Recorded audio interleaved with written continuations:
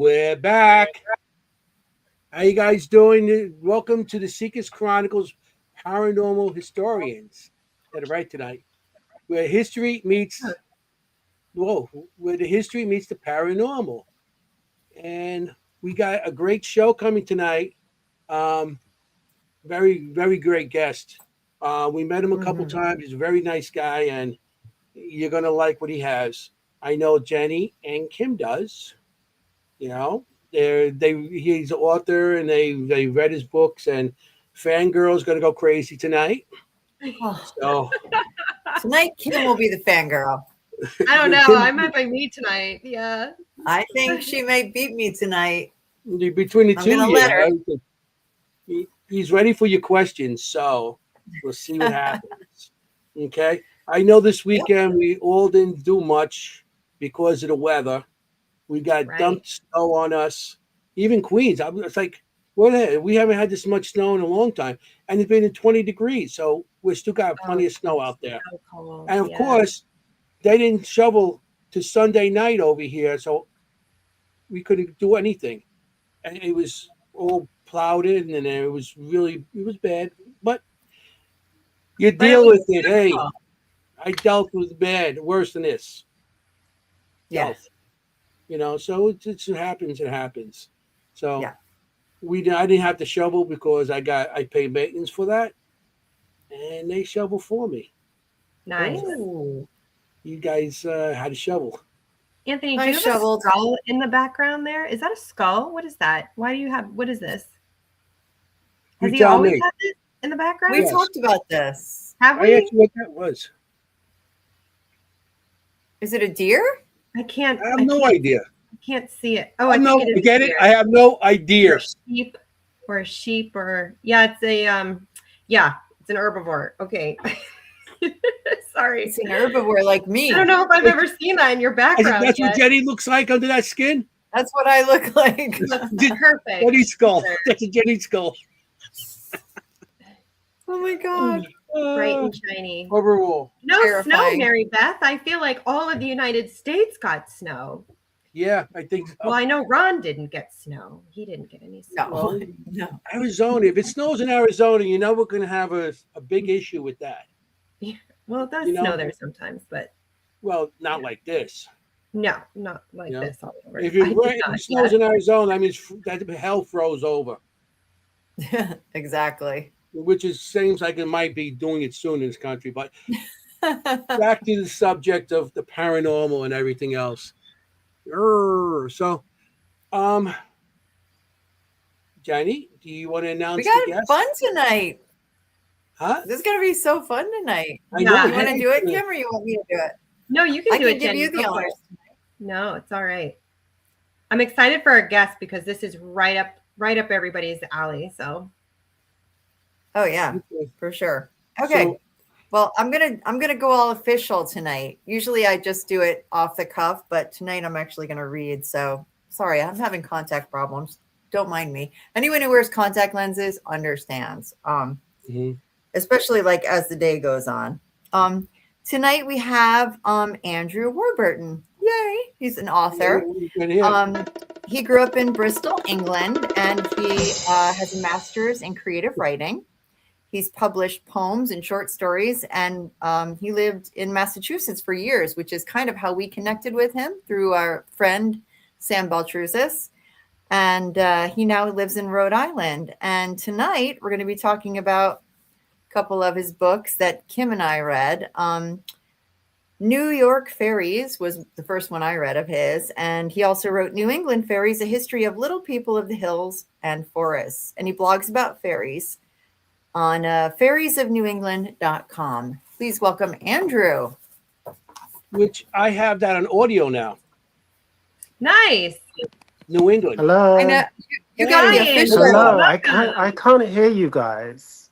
You Oh, can't Can hear no. us? you, can you hear me? Yes. Yeah. We can hear Okay, you. I'm going to try and leave and come back in again and see Yep. if that resets it. Okay. Sure. Okay. Do what you got to Sure, do. we'll talk about you while Yeah, you're gone. No, honestly, I don't blame him because I literally logged on like 30 seconds before our show tonight because I couldn't log on to my camera. I couldn't log on to my audio. It was just blank. Huh. What Multiple happened to me browsers. last week? Yeah, thanks, Anthony. Yeah. You need to take your internet stuff and give it back to your son. Okay. He's good with that. You know what happened? I was knocked off, but he came in. He goes, "Oh, all you can do is put a password in." What password? What? Anyway, So- I had issues tonight too logging on. Yeah. So I wonder if it's just the Yeah, snow. Yeah, you're or not something. alone, Andrew. Yeah, I can hear you now. I don't know. I don't know what happened. Great. I never have. Well, welcome to the show. Thank Yeah, you. welcome. Thank you. Welcome to the fun. And we Thank enjoy the you. paranormal and the history. Yeah. Who's here? Hey, Frankie. Yeah, you're getting a lot of hellos. Yeah, we're getting a lot of people coming on for you tonight. Awesome. You deserve it. Yeah. Yeah. Let me show. I got your books here. I got pictures of your books. I just want to show Mhm. the audience. Yeah, me Oh, too. That one. They all got the Thoroughly book. recommend. that's Thoroughly it, recommend. That's the new one. Because you guys are all near in that area, right? I feel like the New England book gets kind of talked about a little more than the New York one. I don't know why, but We're It New does. Yorkers. Hey, we all got to stick Yeah. together here. Yay. yeah.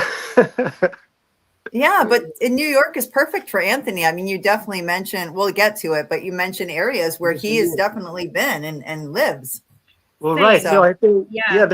the first story I think is from Queens, actually, isn't it? Which Yes. is where he is right now. We're in Queens. Is it the cavalry? Is that what it's called? Cavalry?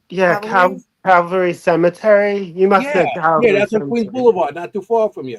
That's actually the biggest cemetery in Queens, and there's the Godfather where they shoot the scene in the cemetery when they're burying people, burying I think the father. It's shot right in Calvary. You can see in the background the overpass that goes from Long Island Expressway to BQE. So Okay. it's right there. Yeah, that's like a Victorian cemetery, isn't it?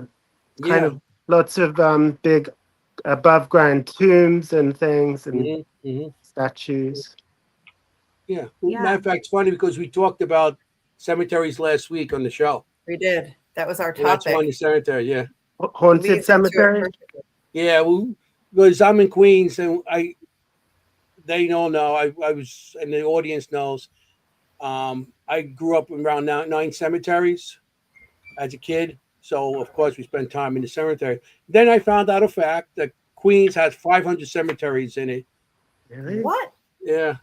Wow. So, okay, let's get back to you. Okay. Your story. Enough with me. Everybody knows me by now. They're tired of hearing me talk. I know these two on the side of me are. Well, so I I'm love glad that, yeah, thanks for, reading the book.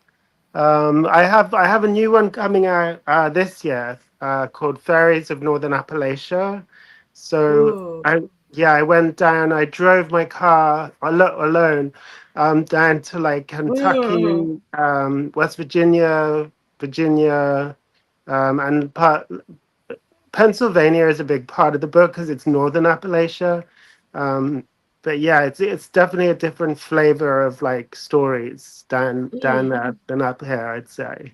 Like a lot of it was a lot of belief in fairies or in like magic and things like that. They survived there in a kind of pure form. Whereas because it was so isolated, the hills in that area. So yeah, it's been really interesting to research those. Yeah, the folklore of the Appalachia is deep, multicultural, and it's also flavored, which you probably already experienced, is a lot of the people have had experiences. So it's not even just folklore; it's folklore with like real experience backing each other up. So that's really interesting. So Andrew, how did you get into writing these lovely books about fairies? How did you get into this? Well, so I guess I remember hearing stories from my parents about like the pixies in the mines in Cornwall. So Cornwall is like this very lovely part of England in the southwest. Some people say it's not even England, like they'll just say it's Cornwall. It's not really part of England because it was they had their own language for like a long time. They didn't adopt English. And so they're kind of a Celtic nation. So they had also a lot of like stories about fairies. And obviously mining was a big deal in Cornwall. They had a lot of tin mines, so a lot of they have a lot of stories about like Tommy knockers. Oh I don't yeah. know. Well, so Tommy knockers is actually an American term. They wouldn't have called Right. them Tommy knockers. They would have called them knockers, or Mhm. knackers. So they were like these little like pixies basically who lived in underground, and they would warn miners if there was about to be like a gas explosion. They would make knocking sounds in the shafts. Whoa. Yeah, so that was really my first exposure to any kind of like fairy stuff, you know. And then as you get older, you know, and I was like read like whatever, like Lord of the Rings and things like that. And you know, like the elves are just very they were really I remember, yeah, just really loving the elves. And then I kind of put all that aside and I kind of thought I'd grown out of it for years and I wasn't really interested in anything like that. And it was only when I'd moved to America and I saw this story about the Mohegans in eastern Connecticut, and they managed to stop like a private housing company from building a housing development on their hill, which obviously to them it's sacred land. And the reasoning that they were able to stop it, they said, was that they didn't want to kind of disturb the little people who lived under the hill. And Wow. so that's where I learned about fairy folklore, or little people folklore in America.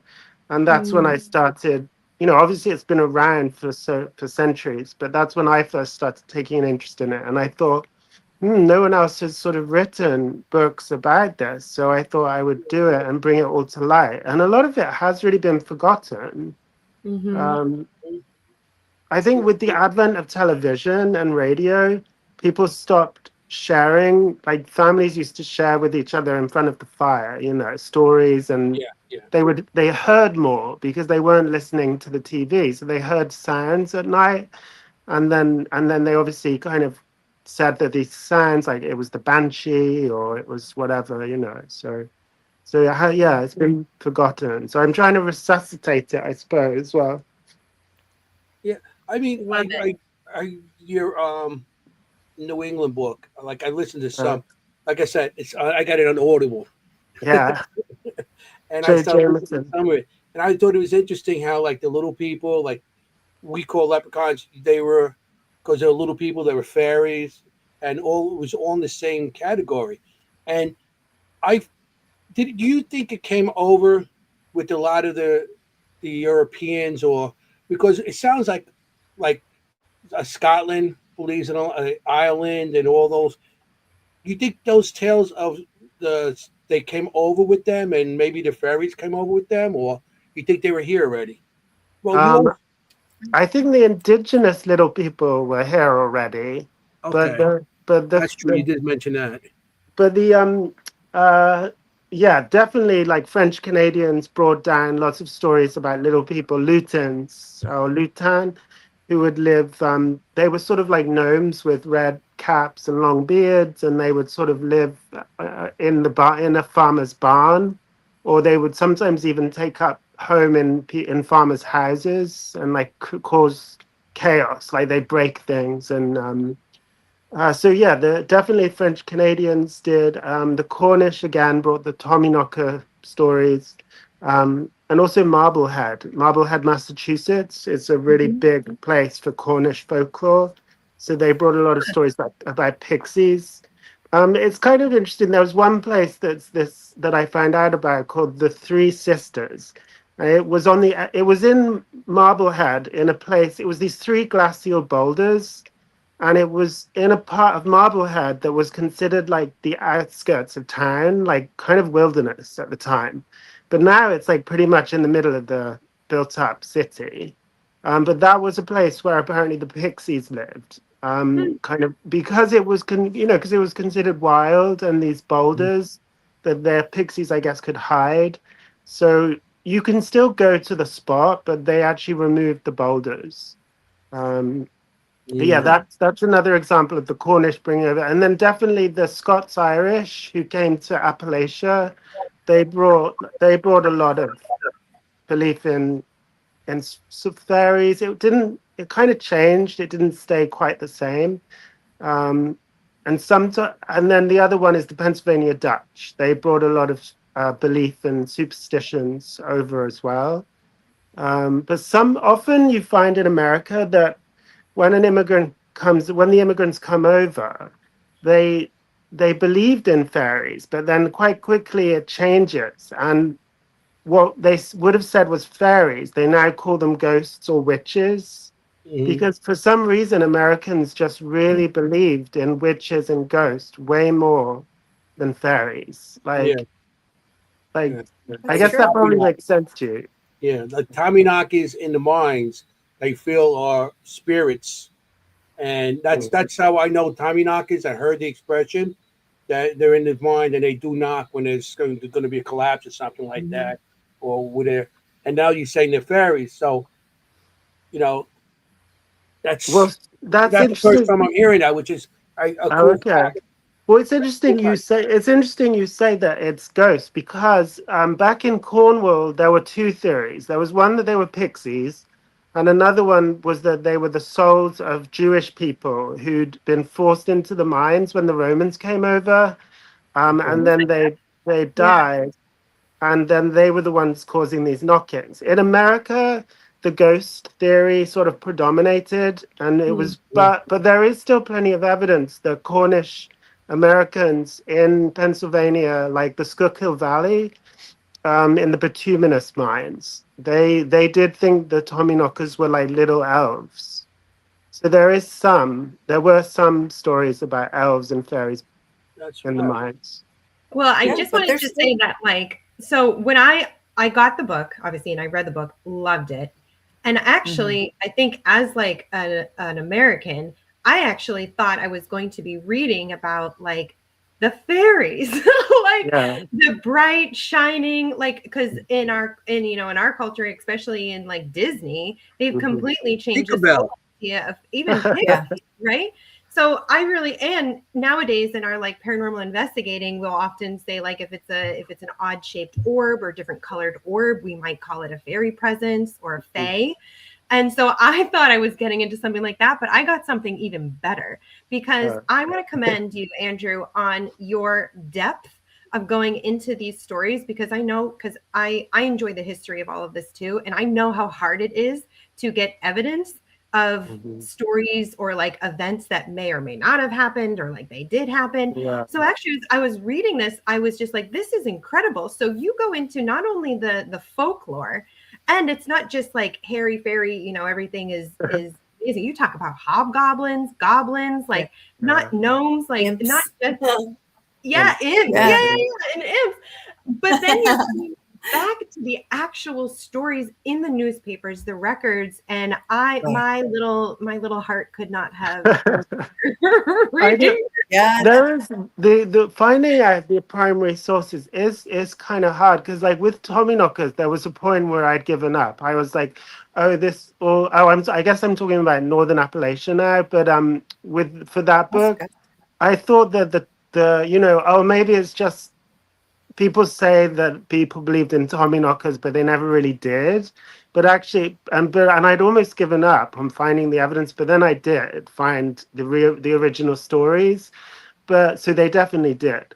But then when I went to Pennsylvania, I met this PA Dutch fifth generation coal miner, and I asked him, "Do you have any Tommyknocker stories?" And he was like, "Okay, I'll tell you after the tour."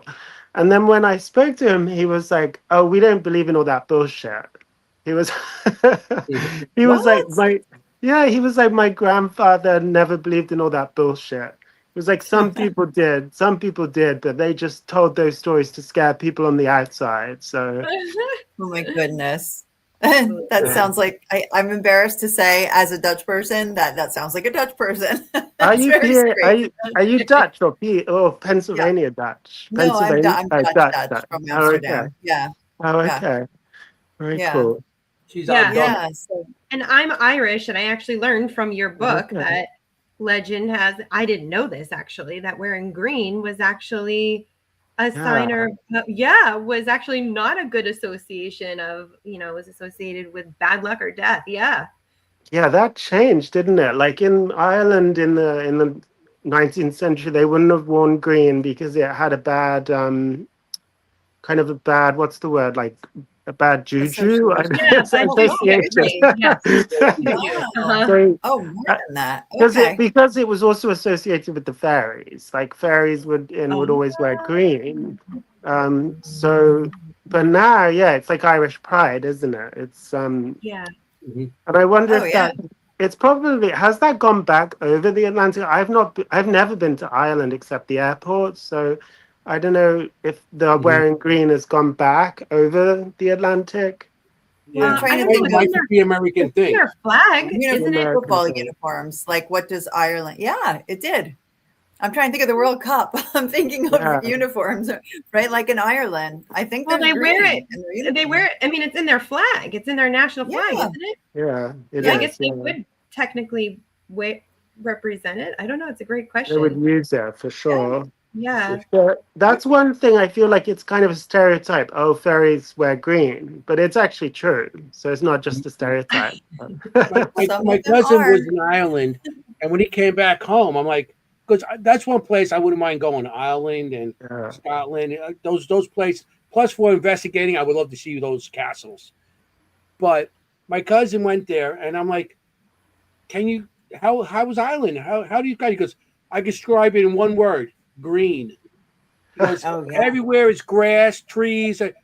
You can walk Right. out on the. All you see is grass and trees. Everything is green out Isn't it there. the Emerald Isle or something like that? Emerald or Yeah, something what like is It that. is, yeah. So I thought that was pretty cool. And I guess that's why they wear green. You know?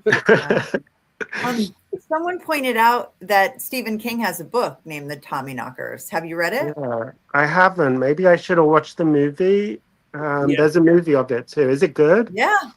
It's a good Yeah. movie. Yes. Well, And they're Yeah. ghosts. Stephen King is always good. Are Yeah, they definitely ghosts? The Stephen King. Tommyknockers? Mm-hmm. Are they ghosts in that? The Tommyknockers? Yeah. Yeah.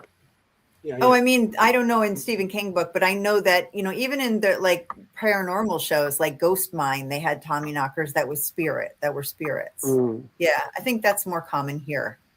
Mm-hmm. Yeah. And in That was in the California. Pacific Northwest. So, Right. I mean, yeah. like I said, with the Tommy Knocker thing, I heard from it was spirits of maybe fallen of people that worked in the mine stuff. Like that, And- yeah. And it's maybe that's how things changed too when it came to United Americas. Well, well, it wasn't the United States back when it first came over, but when it came over, maybe within the translation between the language. I know what you speak. They speak Gotcha. English too, but between the brogues and what we speak here, and I know when we came on, they changed my name on Ellis Island because of the Italian accent, and they couldn't make it out. And they changed my name. They took the C out and stuff. So maybe it was within the translation. That's how we picked up. Oh, maybe it's Ghost. Definitely, So, Could be. Yeah. And I guess the thing is, though, is that in Ireland, I think in the past, fairies and ghosts would have been very related, very closely associated. So, for instance, if someone in your family died, there are reports of people saying, oh, they're over there with the fairies in that hill. So it's almost like the land of the realm of the fairies is almost a bit like purgatory. So it's where the dead go. So that was a strong belief, I think, in Ireland, and then that idea did come over to America a little bit. So there's one story I found in it was in Scranton, Pennsylvania, and like it was in my, I think it was a miner died, and then the local Irish people said that if you went to a back road on the edge of Scranton, you would find the fairies there in a group, and they would have the dead miner with them. Mm. So clearly, like this idea that the fairies and the dead are very, it did the Irish brought it over here, but I guess it just maybe that idea didn't survive for very long because, like you said, it's like it mainly things mainly just became ghosts. But it Yeah. did. It was here for a while, I think.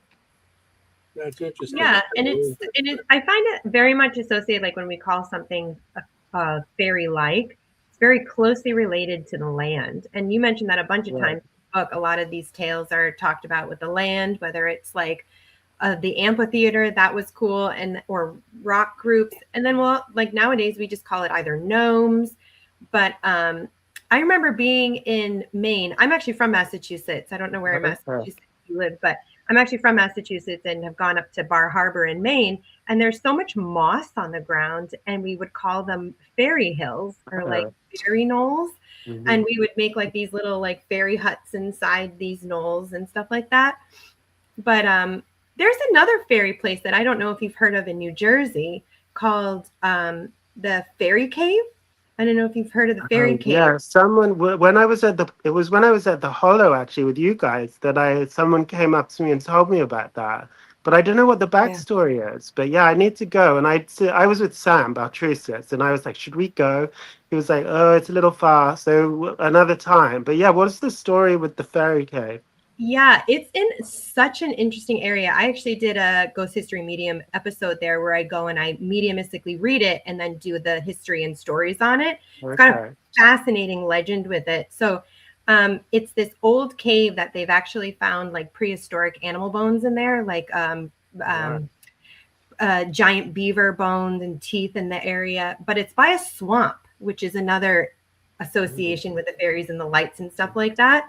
It's in Jenny Jump State Forest, which also has its own history onto it. There's a legend that a woman either jumped or fell off or died in the area. And it's on the road called Shades of Death Road. There's a lot of legend in that area. That sounds excellent. Yeah, and lights, people see lights. It's a Native American area. They have a ton of arrowheads that have been found in the area. It's a really, really interesting place.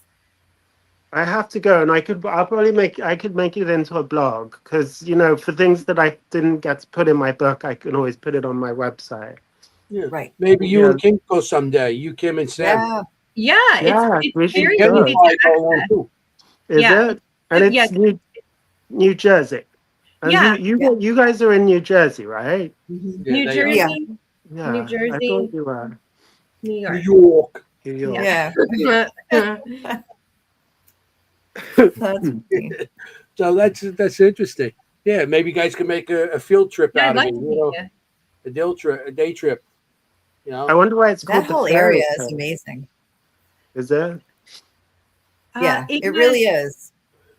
Gosh, I found an article about the gentleman who owned the property last because they built a dam on it. They made this little pond in front of it as well. And there is a story of why it's called the Fairy Cave, and I just can't.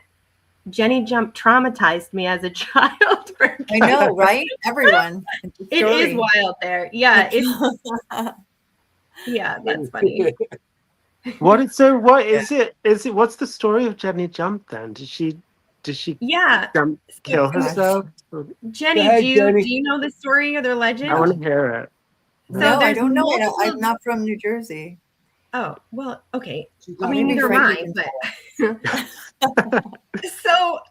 so the theory is, Jenny Jump State Forest, there was a young girl who was in a wagon. Gosh, I have this written down. It's probably in the 1800s or late 1700s. And there's a few different versions of it, and the few different versions have been documented. So it's not really clear what actually happened, but the story keeps getting told on. There's a few that they were ambushed by the Lenape in the area, and her dad told her to jump off of the wagon, I guess it would have been. Yeah. And so she jumped, and there's theories that she jumped to her death.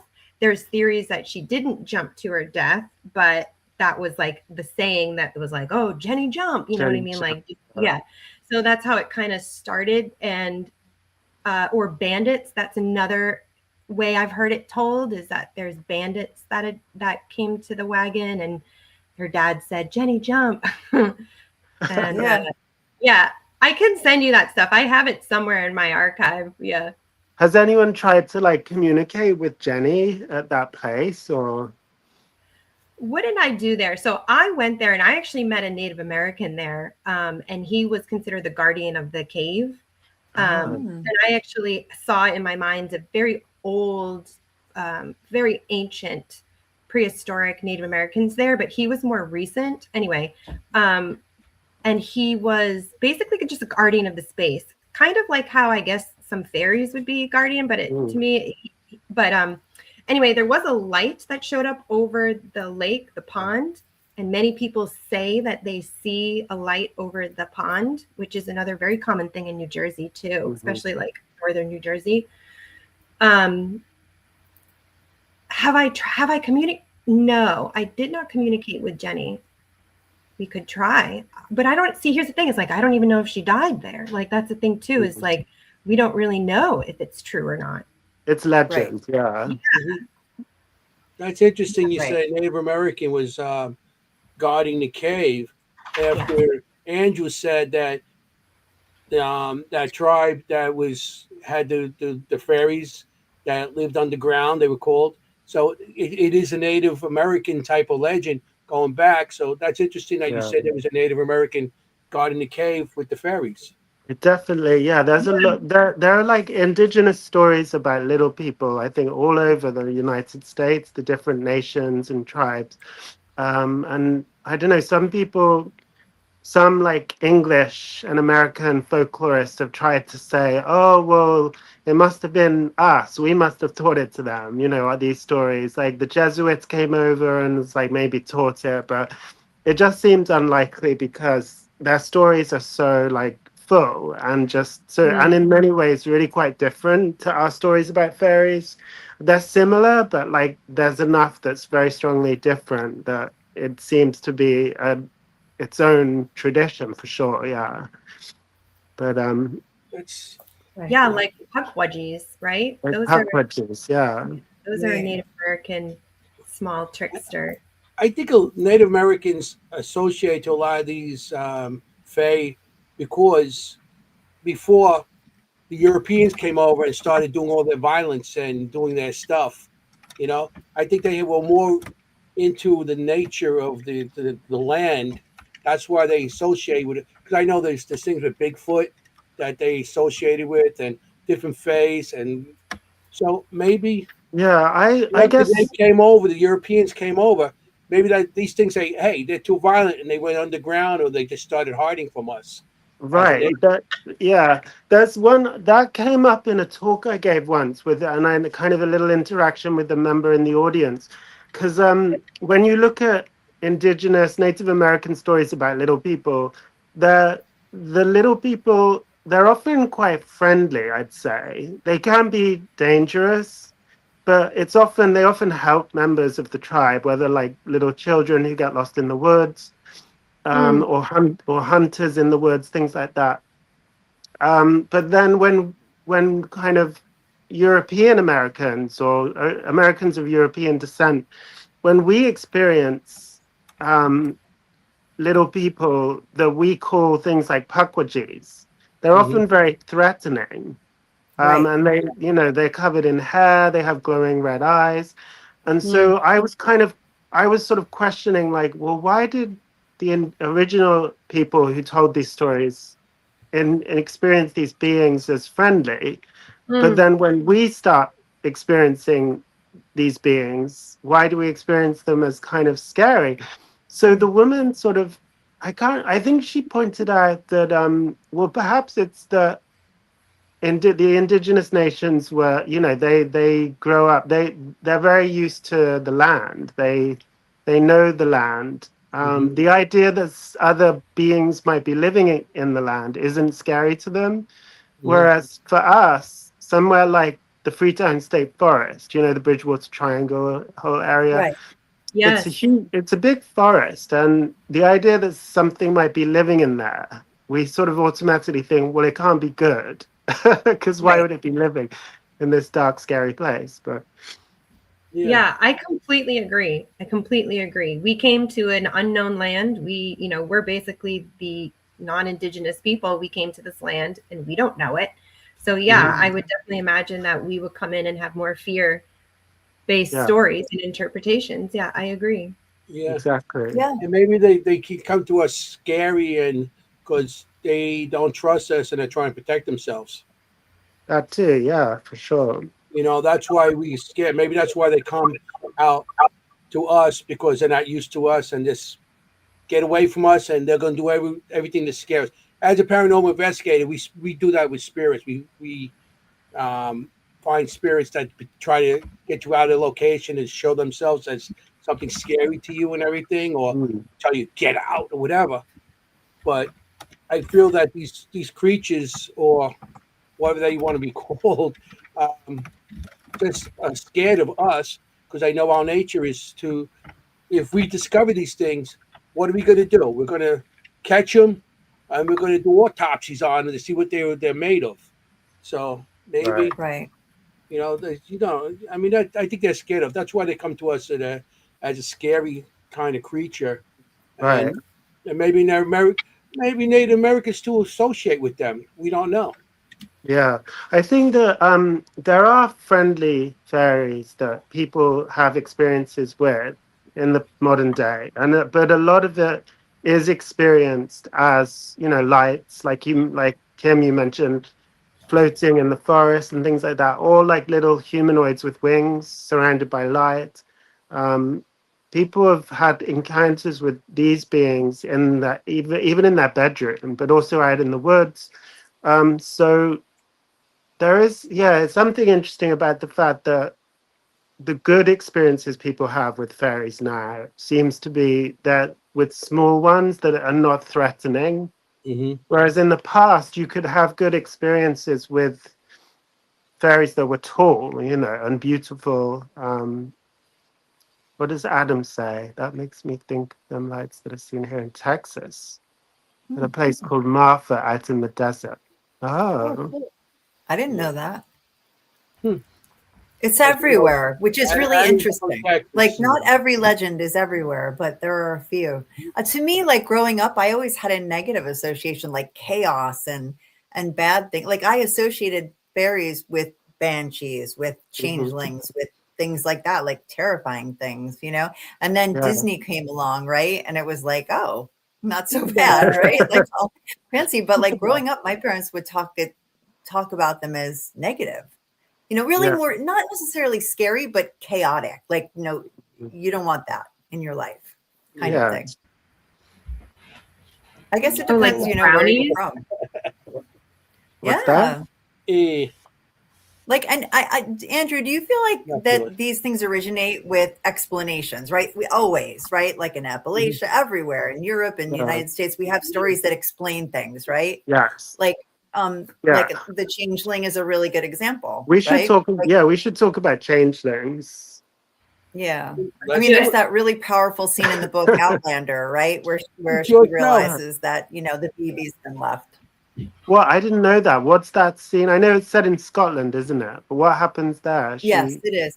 I haven't seen it. I've only read those books, but there's a really powerful scene because she's from, you know, the 1900s. So she Yeah. goes back and there's a baby left in a tree, and it has died because someone has left it there because it's deformed Oh, or ill, right? I think it's wow. ill in this case, and thinking that someone will change it out, you know, for a Yeah. healthy baby or a, you know, a changeling. So, Hmm.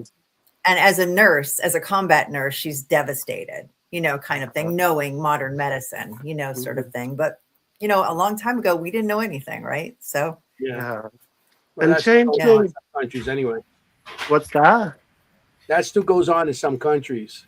Well, the whole like thinking your child is sort of a witch or something, Hmm. Because they're and then disabled or ill. yeah, Yeah. Disabled. Yeah, yeah. They think it's some sort of bad spirits, or they don't associate with a baby that's affected or handicapped or anything, showing that your your line of people have defects in it. So Mhm. that's why they rather leave them out in the woods for the animals. You know, Right. Yeah, some countries Right. still do that. They still do that. You know, they leave it's the babies. Wow. horrible. It's sad, Yeah. but Yeah. It is. But I It's a mean, dark. there It's were a no dark history. explanations. Sorry. No, I mean it's just like anything else. There were no medical explanations, right? So they Right. had to make up something. Yeah. So if someone sort of had a baby who had Down syndrome or something like that, Yeah. then yeah. And I Or mean, I maybe guess, and there are some sort of, aren't there some kind of uh, diseases where child development goes well for the first, say, year or so, and then or a few years, and then there's a sudden deterioration, and so it almost looks as if the child has been replaced. This is Mm, to the right, people who believe right, those things. But right. well, so yeah, and on the point of with changings, I guess the worst story in both my books is that story. I don't know because you read Yeah. it. Do you remember about Mary Now? Hmm. mm-hmm. Yeah, she's not spoken about much. I'd be curious to know what you think about her story. So I guess I'll quickly say who she was. She was Yeah. she was an Irish woman who lived on the Upper West Side in the 1860s. Um, she had a son called John, who was 4 years old. She had a husband called Matthias, who was he was about to go away to fight in the Civil War in Washington. And so he'd gone to, I think, Rikers Island or Roosevelt Island, somewhere like that. Mm-hmm. yeah, And either one. and yeah, leaving her alone with the baby. And there was someone in her building or someone who used to live in her building told her that fairies were living in the building. And that apparently convinced her that her child had been taken and replaced with a fairy baby.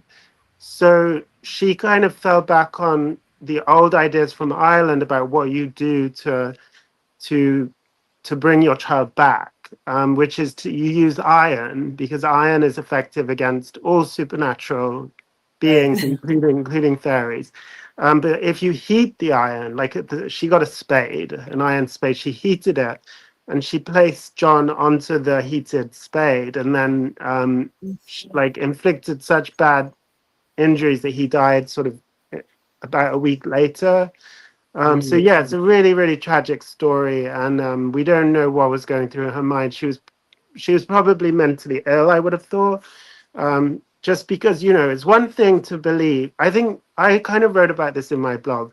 You can believe that fairies sometimes steal children. That's Mhm. not a mental illness to believe that. That was a culturally based belief.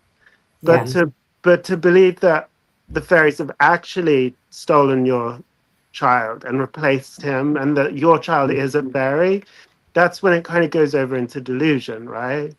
Yeah, it is Right. horrible, and so I told my mum about this story, and she was I'm not sure if you should put that in your book because this is not stories about folklore anymore or paranormal. This is kind of mental illness, but I don't know. I still think it's fairy folklore because Mhm. Totally.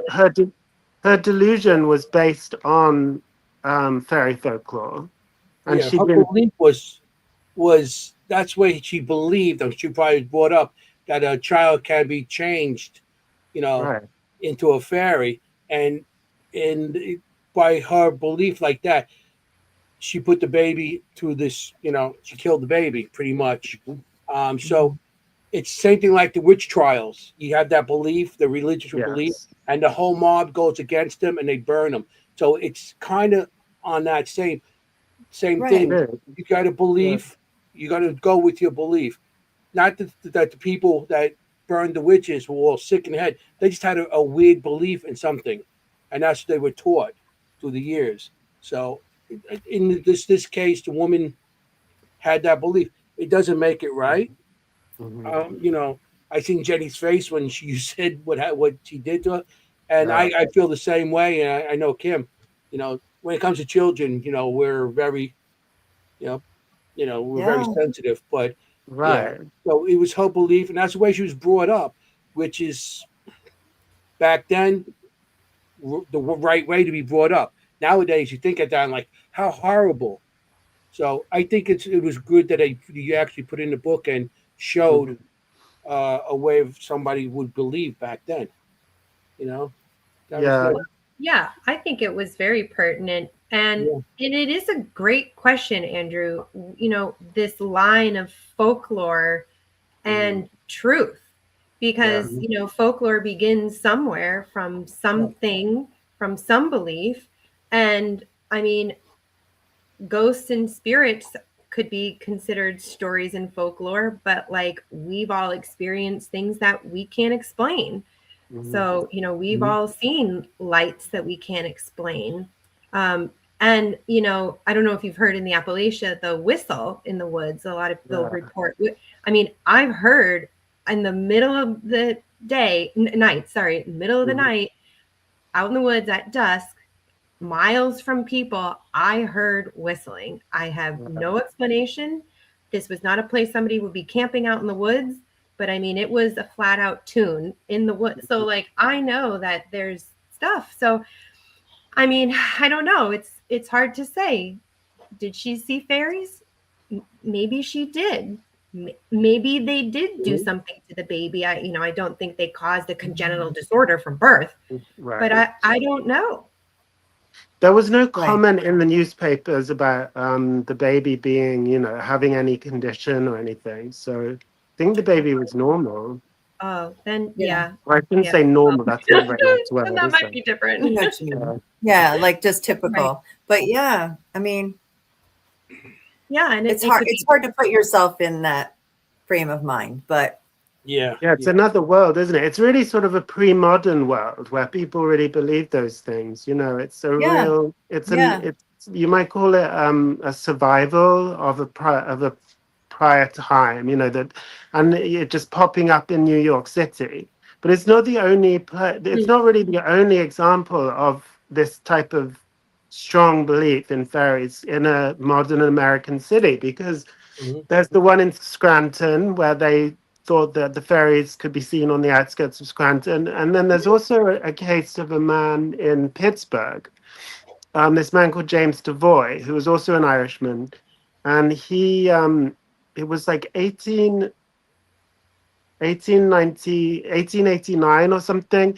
And he heard the banshee mm, screaming outside or wailing outside of his bedroom window, and he spent like the rest of the week holed up in his room because his father had heard the banshee, his people in his family had heard, and he became convinced that he was going to die. So he just kind of he wouldn't leave his room, he wouldn't go to his job. He finally kind of went to the cathedral, and I suppose sought consolation from a priest. But uh, yeah, so it's another example of like strong belief in fairies being kind of connected to, like today we'd call that anxiety, we'd call it what's the word where you're afraid to leave your house, like something like that. agoraphobia. Right. Agoraphobia, yeah, we'd call it all Right. these things, wouldn't we? wow. Mhm. Right. But it's interesting that so many of them are like harbingers, right? Like we have Yeah, like the harbinger. Tommyknockers, the Banshee, right? And even Mm, even in South America, I believe Banshee's legend is pretty prevalent. Is that right? I didn't know that. Yeah, yeah. I friends of mine from South America have always talked about it. So the Yeah. banshee, I'd say, is the number one fairy from Europe that has been heard in or seen in the United States. It's probably the most common one. mm, And the theory as to why, because I could like go through. There's one. I'll just quickly go through where the banshee's been heard that I know of. There yeah. was one in like Manchester, New Hampshire. It was a Sister of Mercy, a nun. She heard the banshee, and this was like 2008, I think. And she Oh wow. then wrote home to say like, oh, I heard the banshee. Is everything okay? And they said that her cousin had died. So Oh, I didn't put her in my book, which is a shame because I found it too late. Then the other one is James Devoy. And then we have lots of cases from this place called Lake Como. It's a tiny town in Pennsylvania where apparently there was a whole culture of storytelling about the banshee, and the whole community would hear the banshee. And then it wasn't just, it was connected to a family, but other families heard it too. So yeah, I guess I was just sharing that just to kind of point out that for some reason the banshee is the most common fairy, because you know that, but not some people think banshee is a ghost, but actually the word banshee, it means fairy woman. Because sometimes people are surprised when I say that, and they're like, "Oh, I thought a banshee was a spirit." Well, it is a No, I spirit. learned that in your book. It means Yeah. fairy woman. Yeah, I learned that in Yeah. your book. That's great. Yeah. I didn't know that either until I read the book about it. Well, she's Interesting. beautiful too. I would Interesting. say I was why in Manchester, New Hampshire in 2008. So that's weird. You were, you Yes. were. That's crazy. I was staying there. Yeah, actually, right. The second oldest house in Manchester, New Hampshire, I was staying in and actually had my first paranormal experience in. So that's so weird. weird. It's very weird. That is. Oh, Weird. wow. But yeah, the banshee definitely, like when you say banshee, and I don't know if it's just because all the stories that I've heard, like instantly the hair on the back of my neck goes up. It's Oh, yeah. Yeah. banshee. Mhm. See, every time I thought Chills. about banshees and stuff, Yeah. I thought it was like not some kind of fae, or like that a woman with, that if you hear her cry or scream, there's somebody going to die, and I Yeah. didn't Right. realize it was a fairy. I thought it was like something totally, because each cryptic, I thought it might be part of that, all that, because and you're putting everything into like with fairies now, so it makes a little more sense to me that everything's being done in there. And also in South America, Jenny, wherever people came over to this country and settled, maybe that's why it's down in South America also, the banshees, because you have people from Europe, Ireland, and down go into all these other countries, South America, Central America. So maybe they brought all Yeah. their culture with Mhm. them there too. So No, that's why that's a good point. The That's a good harbinger They thing. have La Llorona in South America, right? Yeah. The woman who drowned, like I think her She's kids similar. drowned, Oh, yeah. She's Yeah. similar to a banshee, isn't she?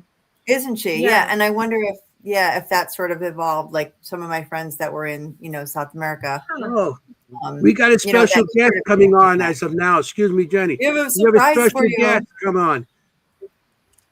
Oh, Hey, speaking Sam. of Hey guys. speaking of the banshee, no, I'm Sam. kidding. Hi, Sam. I heard you guys talking about harbingers. I'm like, I gotta pop in. Yeah, it was just like Oh, speaking yeah. of harbingers. Well, because So, you've Harbinger experienced good it. here. Hi, Sam. How are you? How are you feeling? I've been actually really sick, and I probably gave it to Andy. So Yeah, Oh, that's no. where I got it. Yeah, probably. You and everyone else, right? In North yeah, America. it's been right really now. bad. But I'm getting better, so it's good. I'm are glad. you still snowed in glad. at the hotel, Sam? No, so I was stuck in a hotel because I work at a hotel for about 2 days, and I was able to come back today. But we're still covered in snow. Yeah. Oh, yeah. Like the rest of the country, everybody's covered in snow. Yeah. As Yeah. it is. Are you at the hotel now? No, I'm at home. I made it Oh, back. okay. Yeah. Okay. Oh, good. Good. So We were talking about South America. We were talking about La Llorona. How that's it's- creepy. Yeah, so I was when I was a tour guide in Salem, I gave a tour of a group of kids that were from Mexico, and I talked about a lady in white in the cemetery in Salem, and they were like La Llorona, and they were all Yeah. screaming. So I terrified a group of kids from Mexico. Perfect. They're not coming back. They can come up there and say, no tour. No tour. No, that's a creepy one. That's a creepy one because you picture her like wet, right? Like coming out of the water. Yeah, like Like, the ring. Like no. she looks like what I would imagine the girl from the ring. Mhm. Just- Yes. So I heard Yeah. you guys talk about harbingers. So I'm Yeah. actually really fascinated in that topic because Me too. I have my own personal harbinger. That's right. So Yeah, so when I've had an encounter with a man with wearing a hat in Salem, and anytime that I've seen him, something bad happens in my family. So I do feel that I personally feel like that harbingers are real.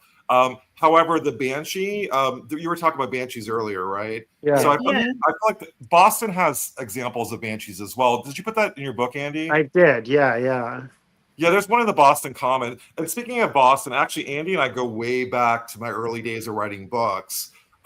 We worked on Ghost of Boston together and also Ghost of Salem. So he was my kind of research best friend. We worked together a lot. I've been working on a book with him the past like 6 months or so. Well, On I've been Lizzie like Borden. helping out. I'm not like writing or researching it, but I've been there on the journey with you. On for the sure. journey, and it's been so much fun. We had, except for I the part we got sick, but Oh Well, no. apart from that, well, so Lizzie can I say that or not? It's Lizzie Borden. yeah. So it's Okay. Lizzie Borden is the basis for Sam's next book, but Oh, Awesome. okay. You heard it here. You heard it here I heard first. it I here can't first. wait. That's a The good one. tentative title is called Lizzie Borden and the Family Curse. So we go together on these adventures, and I have all these experiences, and Andy's like, "Oh, Sam, that's just fog," or like he's like my debunker. Like, I am quite Agent Scully for sure. Yeah, Me I, too. Me too. I- I can you relate are to that. too. Yeah, I don't have a lot of Yes. experience. I did just write a blog where I described my one supernatural experience, and it was interestingly it was a dwarf. But it was while I was having sleep paralysis, so I don't really consider it. Yeah, I don't really consider it a true paranormal experience, but Scary. I saw it with my eyes. So I'm like, I saw. Yeah, it was a dwarf without a face. And for some reason, I like interpreted the face as like all these wounds, like, Mhm. Oh and my I think goodness. there's that part of the brain that recognizes faces. I think Yeah. that part of my brain was maybe still asleep, so I just couldn't read the dwarf's face. So I interpreted it as being all wounds. It was horrible. Right. can I You tell just them filled about, it in. Sorry? Can I tell them Like about your the brain ogre just story? filled it in. Oh, I'm Yeah, sorry. my brain kind of filled it in and didn't know how else to interpret it. So I was like, it must be like wounds for some reason. Hmm. Not the Oh, hat. the hag. Remember that? That's the same kind of thing. The hag. She's Another a word? harbinger as well, is she? Yes. Andy, can I tell them about the ogre? Yeah. Oh, ogre. We didn't talk about ogres yet. We mentioned all imps and dwarves and I've been little called people. an ogre a couple times, but Gosh, more things that Disney has taken. Okay. Yeah. All right, Yeah. so Andy and I were at a convention in Maine, and so we had to share a room. And there was a moment where, speaking of sleep paralysis, I was in the bed. So around 3 a.m. I wake up and I look up and I thought it was Andy. Like, Sam, how are you? And I didn't have my glasses on, so it looked like Andy, but it had a different accent and it sounded really creepy. Because of my glasses were off, it looked like it sounded like Andy, but a little different, and his face kind of looked like an ogre. And I looked over, and Andy on the other bed was basically sound asleep, so it wasn't Andy. And then I wake up and I'm like, do you remember us talking, Andy? It was like 3 a.m. I do, yeah. I can't remember what I said now. You can't remember what you said? What did I say? What did I say? I don't remember, but it was. I mean, I was talking about like, it's the witching hour or something like that. And Yeah, but the thing is, you assumed that it was me, and then I think you did. thought that something must have possessed me or something because I Yeah. was acting Well, crazy, talking crazy. the ogre Oh my or God. Andy in sleep paralysis said, "Sam, how are you?" Like it was like really Like- creepy, and it was like on top of me, and I was like, Whoa. "Sam, how are you?" But you were. I looked over and you were sound And I was asleep. asleep, yeah. Yeah. So maybe So it it was was a like- doppelganger. I was like a doppelganger. Yeah. Yeah. It was like Or the like a- Shrek version of you, Andy. yeah, the Like Great, an ogre David. Andy. okay. That but we've had many experiences. So Well, yeah, this is why I invited Sam on to talk about an experience that Yeah. we had, because I don't have really like these lots of paranormal experiences, whereas Sam is attuned to that. I we so in my New England book I talk about the Little People's Village, which is in Waterbury, Connecticut. Um, Mm. there's like a whole backstory. It's basically like a lot of tiny little abandoned houses in the woods. um, they're all kind of crumbling, and like not many of them are left anymore. And there's like a big red throne in the middle of the village. And the legend is if you sit on the throne, you die within 7 years.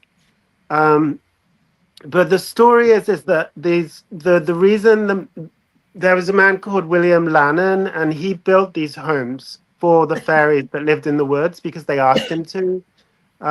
And they kind of like they drove him crazy with their little chattering voices, that kind of thing. But these are just like stories. Like if you look up the history, there's no real evidence for all that. It's just that he wanted to create a roadside attraction, and then he eventually abandoned it. But even so, like ever since, people have had a lot of paranormal experiences at this Little People Village. So I obviously had to cover it in my book. So I went there on my own the first time. I kind of got in maybe a couple of feet, and then I just was like filled with this dread, and I had to leave. I was just like scared. I was on my own. So ever since, I kind of wanted to go back. And Sam and I were driving back from an event or a Paracon or something. I can't remember what it was now. But we were going through Connecticut, and I was like, "Oh, should we go to the Little People's Village?" and I'm So, like, yeah, I'm like, okay, let's go to the Normal abandoned conversation fairy between village. friends. Yeah. so He's yeah, like, so "Got it." so we went, and we had a lot of trouble finding it because it's really overgrown now. Finally, we found it, and as soon as first we were walking into the woods, and Sam heard footsteps walking behind him, and suddenly I heard this scream, and Sam came like running down the hill, saying, "Oh my God, there was someone walking behind me." Do you remember? It's like See, I was your like, interpretation of what happened is so funny because it's different than mine. So Andy was like, Sam, let's go to the abandoned fairy village, and I'm like, okay.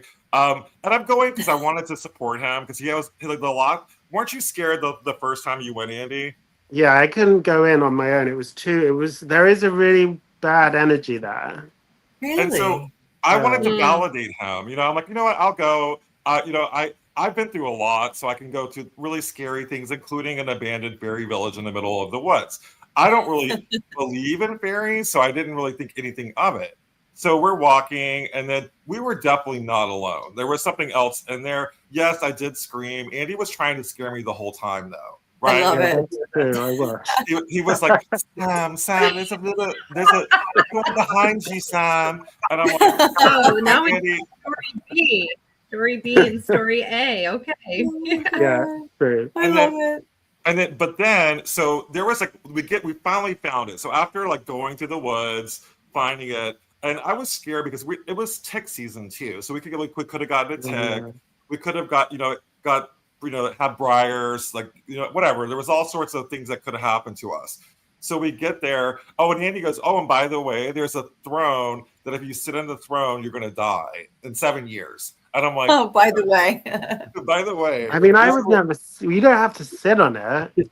right. So anyway, he was like, sit on the throne, Sam. No, I'm just kidding. It's like when you're in a sleepover. Bloody Mary, Bloody Mary, Yeah, Bloody exactly. Mary. Sit on the throne, Sam. Sam. You do Take it, a Sam. seat, You do Sam. it. Take a seat. Okay, sit down. We know you're gonna die in 7 years. Oh, by the way. Anyway, we're What a good walking there, friend. and we finally find it. And I did hear like something behind me. We were kind of tortured throughout he was kind of scaring me throughout the whole adventure. I find it looks like a little like a tunnel of some sort. And Andy said that that's where the fairies travel, and I'm like, The okay, fairy tunnel, yeah. yeah. So he's walking up toward the throne, and then I look down and I see what looks like a ball of light come out of the tunnel with little fairy wings in the coming out of it, and I'm like, oh my god, it's a fairy. I'm like, Andy, and he was like way ahead of me, so he didn't see it. But I thought that he could have seen it too. So I saw a fairy, and never thought that that's possible. But it was a ball. So it was a ball with a little like Tinkerbell in the middle. And I know, does that sound crazy, Andy? I know you. No, but you'd never. It's interesting that you know that you saw one, and it's very similar to descriptions that other people have from the present day for sure. And so I tell him that, and then he's like, "Let's." And then, so the throne was down like a bit of a ways from where we were, so I was terrified already. We saw the throne. We did not sit on the throne, although it was like, how Andy, were we able to get close enough to get photos of the throne? I wasn't. I don't remember. We didn't. You were by that point you were really quite freaked out, and we didn't even think about taking photos of the throne. We just left. Okay. But we did see it though, and then it was sparkly, had little sparkles on it. And they then have quartz crystal. And then we were walking back, and then we saw a couple in the middle of the like they were coming into the woods, and I'm like, I thought maybe they were ghosts because like you never, because like it was weird. You see a random couple walking in the middle of the woods, and we talked to them. So Andy was like, they were real people, and I'm like, well, I don't know if they were real people or not. So I think they were real. I think they were real too, but they ended up like not going because I apparently I'm like, it's really creepy in there. It's really creepy in there. And they were gonna go, but they decided to come back. They were creeped out by my stories. Oh my goodness. They did turn back. So, Actually, that's a good, let's poke them. that's a good question, Sam. So, I mean, was this fairy something you saw in your mind, or did you see it in the coming out, like physically see it? Most of you guys, so I'm clairvoyant, so I actually do see things outside of my body and also in my mind's eye. I actually saw it outside, so like it looked like a ball of light flying from actually going into the tunnel. So it was, I physically saw it, and it could have been, I can maybe I see ghosts, and maybe I also see fairies too. First time ever, but I do feel like that. I do feel like it was outside of me, and I do think it was a physical manifestation that was outside. That's right. Because you had said Andrew could have seen it. If you're open to all that, Sam, you can probably see the other supernatural things, because I've drawn other things too, like a little creature, like with the hair and everything that you guys called Pokwadjis and stuff. I seen a couple of those already in two different locations. One in Long Island and one upstate New York in Newburgh. So I feel that since you're open to all this, I know I am, you will be able to see other types of supernatural things. What do you think? Yeah, I mean, apparently I can. I do feel like that. I do like if I actually saw a Pukwudgie, I probably would have a nervous breakdown. Imagine like walking in the woods and seeing a little person with like a little like darts and like I'm gonna get you with a little spear. I would be terrified. So they threw rocks at me. I didn't get shot with any arrows or anything. Yeah. And then when I noticed it disappeared. It just vanished. Oh, so you did see that? So I thought it was a drawing. Where was that?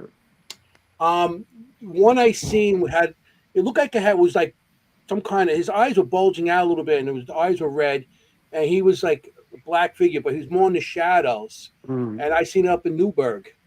There was an old farm up there that we used to investigate that was over a couple of 100 years old that what's his name, Washington's troops marched through and everything, and they actually camped there and stuff. But the location I seen it, there was the barn, and they had this place in the back where they stored some kind of trailers, and he was behind there. And my brother walking, and rocks were like being tossed at us. And they weren't big rocks. It was small, and I thought it's like, oh, what's Bigfoot out here or something tossing? And it was, and then I looked and I seen it, and I'm like, and I started calling for my brother, Gerard, and all of a sudden the thing just vanished. And the other one I seen was in the cemetery in Oyster Bay, Long Island. It was a cemetery for military. They they called the it was for black servicemen that were in the world, in what do you call it, the Civil War, that were killed in battle, and they buried them in this location. Now they got a big factory next to it, and it's like behind the factory and stuff. And at another time, I got rocks thrown at me, and I walked down the road, and I'm walking, and I bring my camera up. I got a full night vision camera where I can see with the light and everything, and the power on the camera and the light died at the same time. And I'm like, and as a dad, I looked up and I seen this little hairy gray creature jump up. He was looking about a 5-year-old. He was small, running up the hill like this into the woods. Oh, wow. And that was it. But I drew both of them. That I want that to would see freak me that. out. I want to see the Yeah. drawings. Yeah, I will. I'll send them to you. Yeah. Okay. That's definitely sounds like a pakwaji, doesn't it? Yeah. Yeah, it I does. mean, So that's what I thought. At first, I thought it was like I said, what's this? A little Bigfoot? I don't know, maybe baby. But on Oyster Oh. Bay, I don't know, maybe Newburgh, but because there was woods around the area.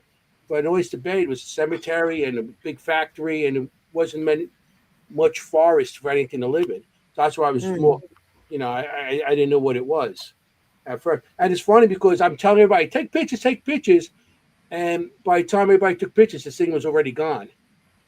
And That's nobody else fast. seen it except for me. Wow. Wow. So I have a similar story too. So I was in the Freetown State Forest.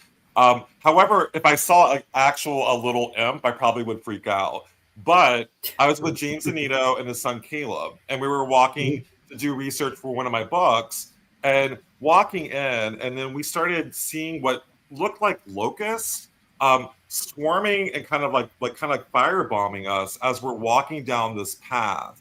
And Andrew actually told me that that puckwudgies could take the shape of insects. Is that true, Andy? Yeah. I didn't know that.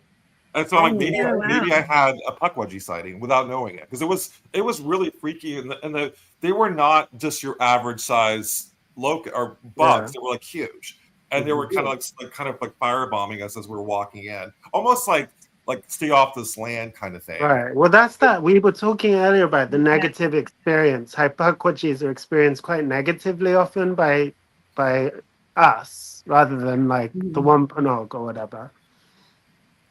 But I mean, but it was also kind of a warning. Speaking of harbingers, it was kind of a warning because we were going like closer to the ledge and the Bridgewater Triangle and the Freetown State Forest, and as we were walking in the middle of the road, and I'm like, James, get out of the street. So we were actually walking in the middle of the street. We kind of pulled over, and then a group of dirt bikes came going down the path out of the blue. And James and Caleb would have been hit if I did not get them out of the road. So in many ways, they were maybe warning us that we're about to walk into danger. And so I'm really glad that I had the ability to get them out of the street, because I'm like, listen, just get them off. You guys get off the road now. And if they didn't do that, they would have been hit. Yeah. Somebody told me about in Gettysburg, one of the reenactments. They stay when they do the reenactments. They sleep on the field, the battlefield, and everything. And one of the guys I know said him and his partner, they were walking out on a trail at nighttime, and they heard like a troop, something following them, like a bunch of guys following them. They turned around, and there was a tree on the side, and they said it looked like millions of lightning bugs in the tree, but it wasn't lightning bug season. So now that's making me think maybe it was the fairies in that tree. You think the whole tree lit up like with lights all over it, like you said, like thousands and thousands of lightning bugs, but maybe it was fairies. Yeah. That's a Funny. possibility. Yeah. Interesting. There's just stories like there are similar stories all over that I found like that. And since that, I'm definitely a believer, and Andy's more the grounded folklorist, skeptic to a certain degree. But I also feel like that things are presented to us in the ways that we can handle them. So Yeah. I can handle ghosts. Yeah. I can't handle little people like that, or aliens or anything that's like that. So I do feel like whatever, if it's supernatural, it's going to present itself in a way that I can Handle, take yeah. it. And if I did Hmm. see a little person with Andy, I would be like, oh my God, it's crazy. But I also feel like maybe I'll see something and Andy won't see something, and maybe there's a reason for that. Like maybe he's not as open as I am to it, or maybe it's fear. I mean, I don't know. I mean, why do you think that I see stuff, Andy, and you don't? I don't know. That's a really good question. I mean, I don't know. I've had, because I meet a lot of people who believe in fairies at my book signings, and some of them approach it not so much in like a paranormal way, but more in like a spiritual practice way. So that what they do is they do things like leaving out offerings for the fairies. They Hmm. do little rituals. And it's a whole like spiritual thing for them. So they sometimes say to me, "You haven't seen fairies. You should try this. You should try leaving out like offerings and things, and having a place somewhere in your home or in your yard that is dedicated to them, and that if you do that, then eventually you'll have an experience of them." Other people tell me that it takes a long time to do that before they see anything. But I don't know. I don't have the desire. I don't know. I think that's probably what it is. I don't have the desire to do that. Um, I don't know. I just, I I mean, just, Kim, sorry. Kim might be a good person to answer that question Yes. because I mean, you really as like a medium as well, like you understand like why do you see it and I don't see it, for Yeah. example. Like in And general, why do you I think this is $1,000,000 question. I think yeah. I don't know if we'll ever really know, but I think everybody has the ability. I think Really? everybody has the hardware. Everybody has the hardware. It's just what software are you running? Are you running the software that you don't want to see it or you don't have anything to do with it? Then that's going to be maybe the kind of programming that you're prone to. But I do know there's quite a few people who don't want to see and they still see. So it's not Right. necessarily just that. There Right. might be something else that happened to them, a life experience that kind of shifted their opening and their awareness of the other side. So there's many different ways we come to it. But yeah. Like I have a strong belief in, like God, and I pray and I have my spirituality, but it just doesn't involve the sense. Well, it only involves the senses to the extent that, like I'll burn incense and it smells nice and that makes me think of, God or something. Yeah. But it doesn't, I don't see things like, and I don't, that's why I use images. Like I'll use like, whatever to help me to get in that frame of mind. But yeah, I don't see things. And I suppose what Kim, you're saying about the software or the hardware, the software that you have, doing the little rituals of leaving out offerings for these beings, that's how you kind of gradually over time probably change your software, right? And become more receptive. Yeah, because it becomes a little bit of like that spiritual practice almost, that kind of inner practice. You're making an offering, ritual. Yeah, you're making that inner connection to something else. So even if you don't see something, you're kind of opening up the potential possibility, willingness, capability of having something come back. Yeah, and seeing something. Andrew, how religious are you? Are you very religious? Because sometimes you're that religious that goes against you believing in all these other spirits or fairies and stuff. Well, I Because do. religion doesn't. Yeah, I Religion, do. it always pushes you out of that. It's like always says, no, you're dealing with demons or devil or something. Yeah, I don't go. I don't go to that extreme. I know lots of people. Some people are like that about the paranormal, but no, I don't. I'm not. I don't think that. But yeah, maybe when if you believe in God, the idea of giving offerings to something else maybe is a little bit strange. So I just like don't do what. are like sacrilegious. You know, it's sort Yeah, of but like Right. I actually have like I have a Celtic goddess in my room actually. Not that I believe in her, but I'll show her to you. Nice. Yeah. So, Also, Sam, I wanted to let you know I just stayed in Salem for a weekend, and I stayed at 4 Broad Street, so the oh, historic cool. section, and it was fabulous. Had a great time. Yeah. Oh, awesome! I'm so glad you had a good time. Yeah, What was Anthony it and called? Oh, I was just letting Cool. Sam know that I had just stayed in Salem recently, and I stayed at 4 Broad Street, so it was like the historic section, and Oh. in one of the houses, and I had a great time. Yeah, it was really nice. Nice. so any I ghostly love how encounters? Kim? oh, I'm sorry, Sam. No, any ghostly encounters in Salem? Sadly, not really. Actually, I walked into the house and I was like really expecting because we were right in the historic section, right next to like Right. 0 Broad Street and across from that yellow house that's supposed to be haunted. And no, I walked in and I was like, nothing really much here. So nothing really to speak of. But in the middle of the night, the door to the closet in my bedroom opened in the middle of the night. So I don't know. That's pretty. Well, I mean, that that's pretty counts. eventful. Yeah, I that was like, counts, I'm Kim. going to close this. Anyway, so Andrew, love- you had Andrew, you were getting something to show us? Oh yeah. So this Yeah. is Epona.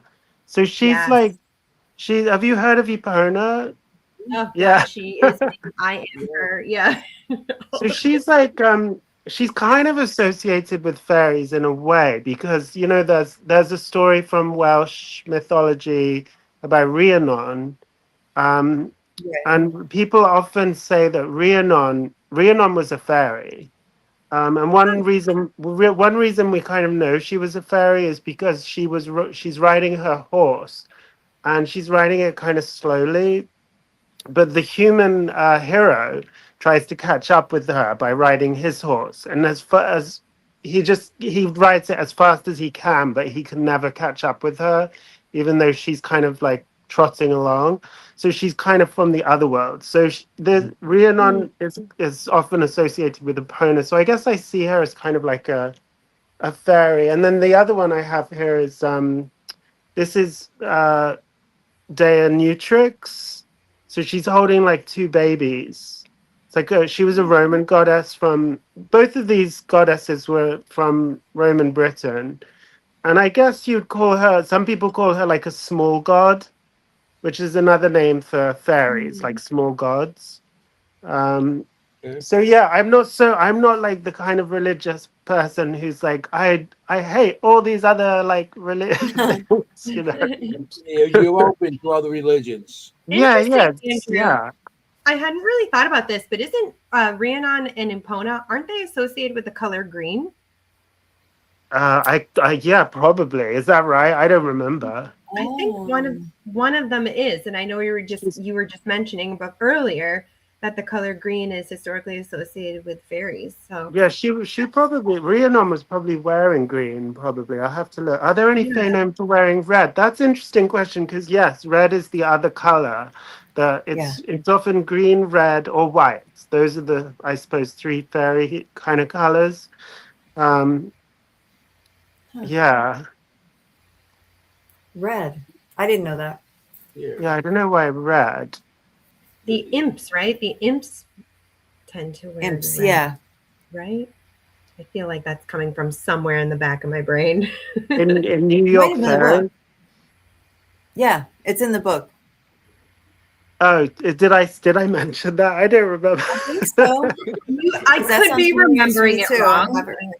Oh, okay. But yeah, I could be remembering it. That sounds familiar to me. I love how you tie in the whole Washington Irving angle. Yeah, so and actually, so I tried to like recreate the sort of folkloric atmosphere that would have existed when Irving was visiting Tarrytown, so that when he was writing about all his imps and things like that, what stories did he draw on? What would he overheard?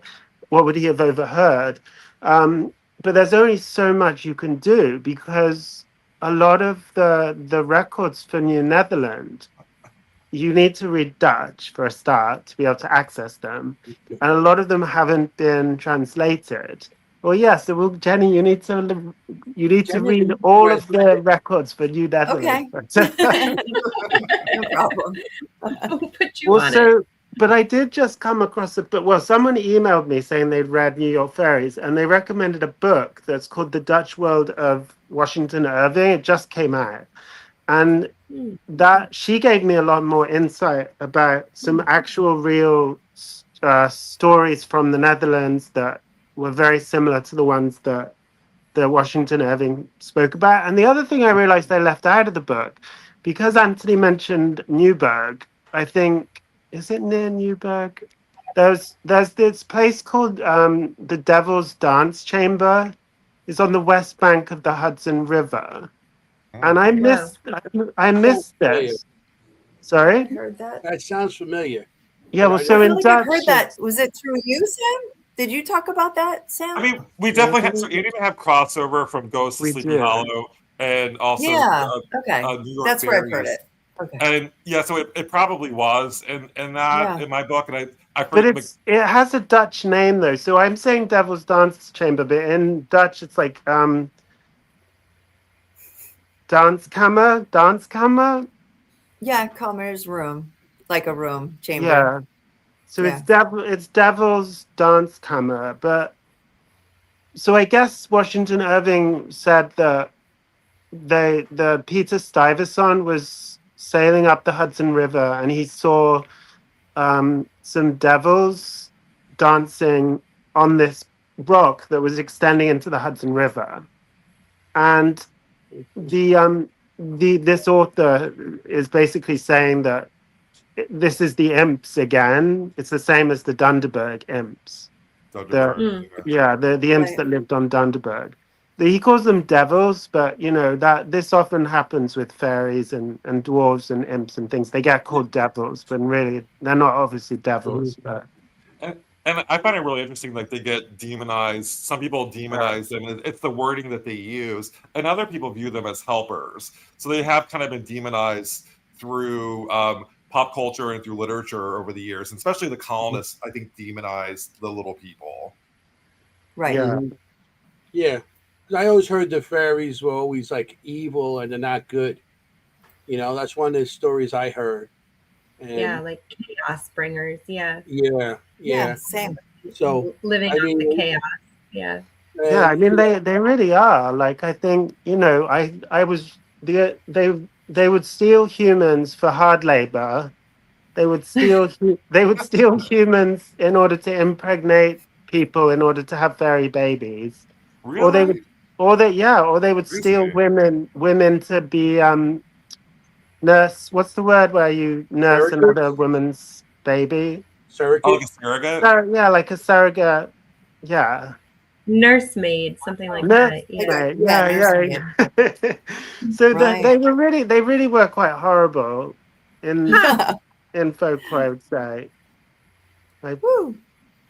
My cannoli. A cannoli. Uh-oh, there we is go. that you? There we go. All right, guys, I have to head great. out, but Andy, it was so great helping you out on this show. Thanks for coming in, Sam. Oh, Sam, it was so nice Everybody. to see you. It was Feel great. good. Thanks Pop for in, sharing Sam. that story of actually seeing a fairy. That's I know. fascinating.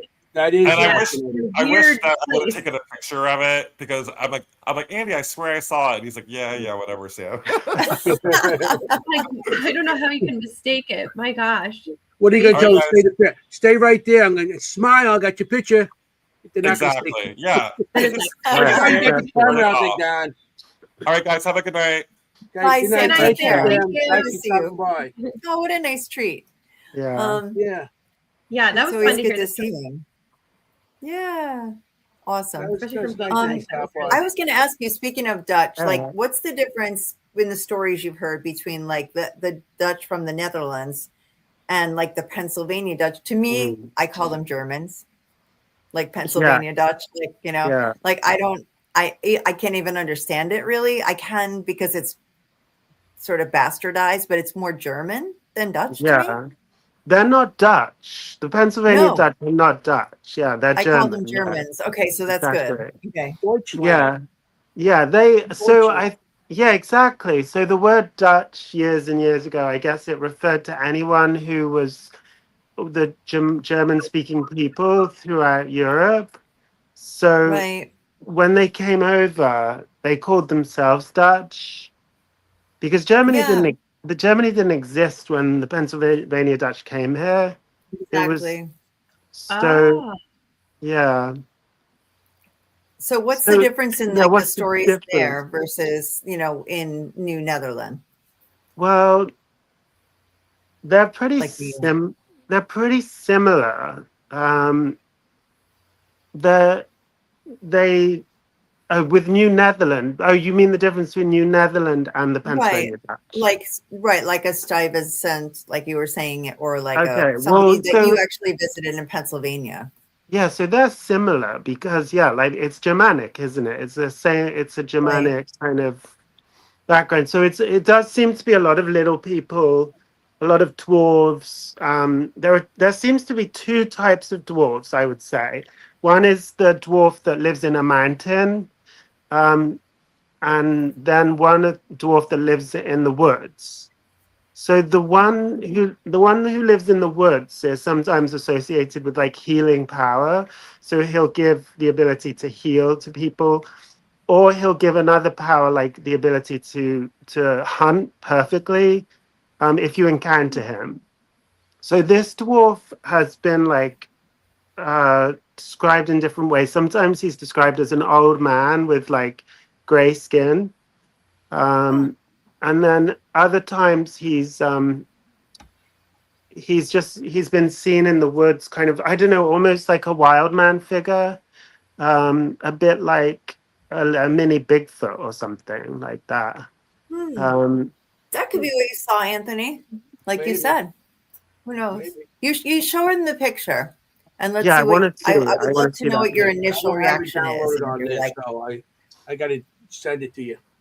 But then and then the Dutch in the New Netherland, the actual Dutch, their stories do seem to be more about kabouters and kobolds and like dwarves that live in mountains, basically.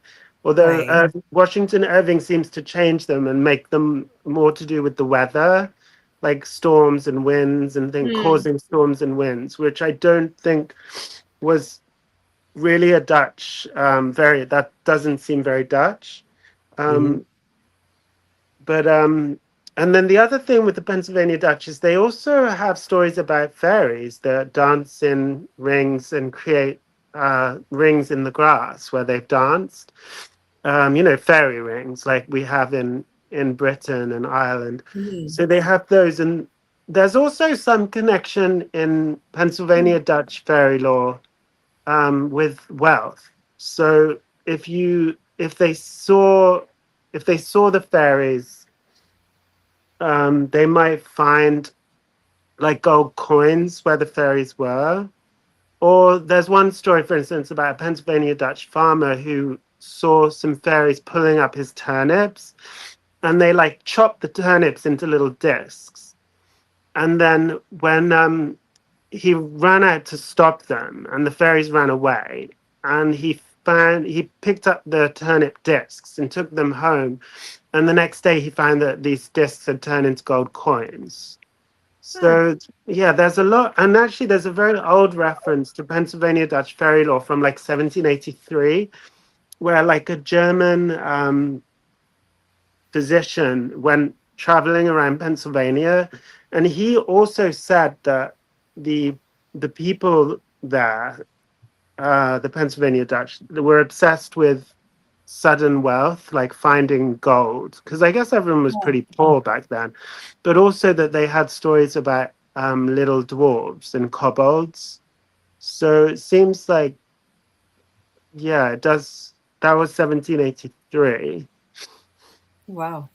So Yeah, how this far is have you gone back to maybe the first story about fairies? How far back have you reached so far? Just the 1700s, or That's an interesting question. Yeah, I don't know. Like, there's references to hobgoblins that go back to the 1600s, and this thing called raw bones and bloody.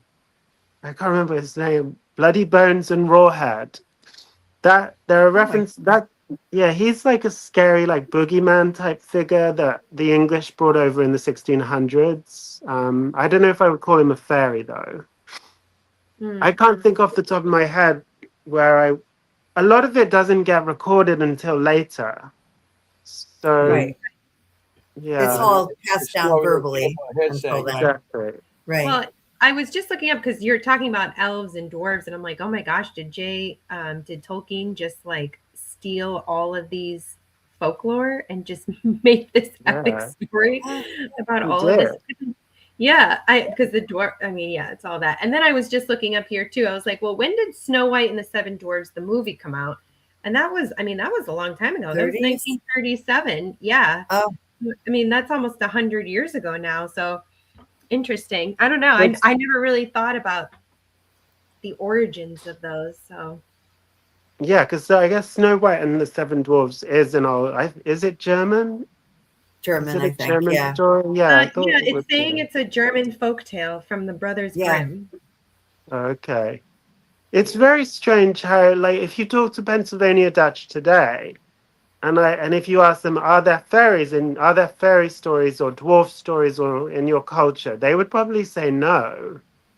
But if you actually do the research, there were just they were Right. because I went to the Pennsylvania German Cultural Heritage Center, and so they Wow. know that I was like researching this chapter for my next book, and I was yeah, he really helped me. The director of the center, he really helped me find all of these references to fairies, and um, Amazing.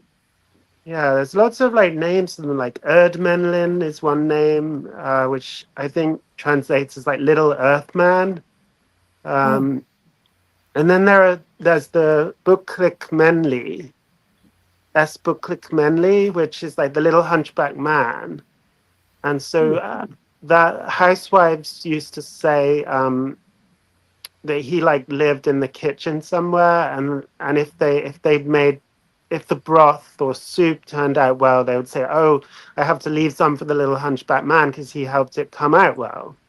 But oh, then if a cake like fell in the middle, it would be like, oh, that was the little hunchback man did that, like, so he right, but Nobody it's ever taking any responsibility for themselves. no, well, yeah, exactly, it's always the fairies. right. But the weird thing about the book, like Menley, is that I had a lot of struggle finding out what he was all about because he first appears in this song from Germany, and he's called like Das Bucklige Mannlein, which is German. But then how the language changed from when the Pennsylvania Dutch came in the 1600s, it changed into Es Bucklig Menley. So it's Mm. just that's how different the language sounds. Um, It's very different. Yeah. yeah, exactly. Yeah, So he appears in songs. So I sort of said to I s- there's also some sort of anti-Semitic caricature because these songs often have they appear in songbooks with pictures of the little hunchback man, and he's like dressed and he looks kind of like an anti-Semitic figure with a big like hooked nose and all of that. Mm. Because Europe was very anti-Semitic, really, around in Germany and places like that at that time. But so I said to the director of the PA Dutch Center, I was like, is he really a fairy or is he just a figure in a song? That I was like, Mm. and he's like, no, I think he really is a fairy because there are records of housewives talking about him as if he was a household spirit.